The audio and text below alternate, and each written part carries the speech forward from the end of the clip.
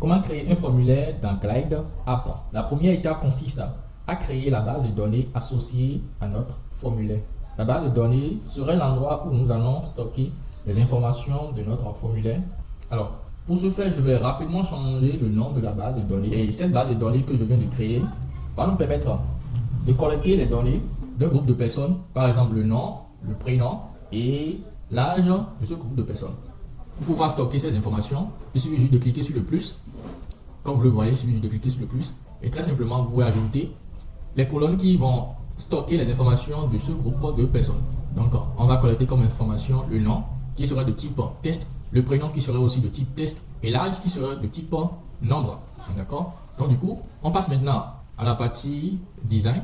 Donc, pour ce faire, la partie où nous verrons notre application en temps réel, nous allons sélectionner le composant formulaire pour nous permettre de visualiser les informations ajoutées. Donc, du coup, je change rapidement le nom de la collection. J'ajoute formulaire. Je donne comme nom aux collections formulaires. Donc, du coup, automatiquement, avec les options de ce composant, on voit Add qui est en haut. Donc, du coup, lorsqu'on clique sur Add, qui signifie ajouter, on voit automatiquement que ça génère un formulaire très simple. Et là, on peut ajouter les informations parce que c'est généré automatiquement, parce que l'application, l'outil est fait de telle sorte que ça reconnaît les bases de données.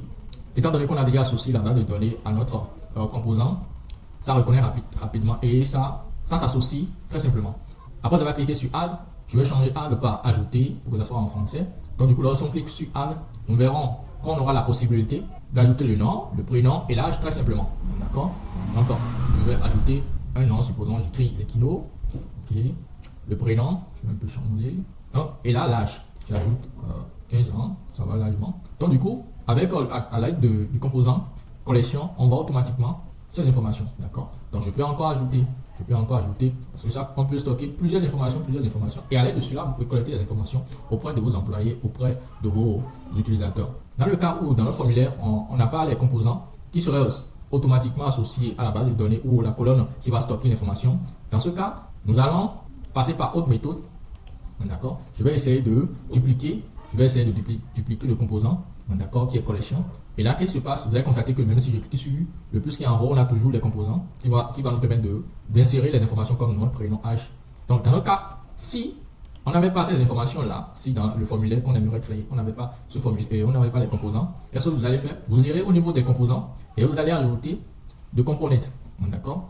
Et uniquement étant donné qu'on veut ajouter de nom, spécifiquement, vous allez choisir le composant test, d'accord, qui est totalement en haut.